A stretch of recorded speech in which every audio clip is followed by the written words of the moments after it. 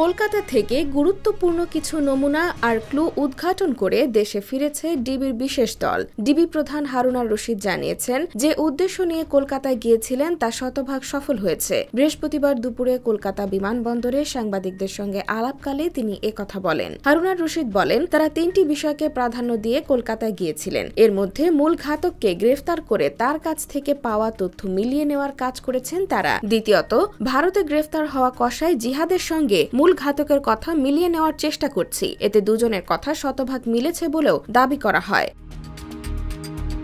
এছাড়া ডিবির অনুরোধেই মূলত septic tank ও commode ভেঙে দেখা হয়। এরপর ঠিকই সেপটিক ট্যাঙ্ক থেকে ভিকটিমের দেহের অনেক খণ্ডাংশ পাওয়া গেছে। আপাতত কলকাতা যাওয়ার উদ্দেশ্য সফল। আরও ভালো খবর দ্রুতই দেওয়া হবে বলে জানান তিনি। হারুন আর রশিদ বলেন, সেপটিক ট্যাঙ্ক থেকে যে মরদেহের খণ্ডাংশগুলো পাওয়া গেছে সেগুলো এমপি আনারের বলে ধারণা করা হচ্ছে। তবে ডিএনএ টেস্ট ও ফরেনসিক রিপোর্ট ছাড়া এটা নিশ্চিত করে বলা যাবে না। ডিএনএ টেস্টের জন্য ভিকটিম আনারের মেয়ে ডোরিন ভারতে যাবে।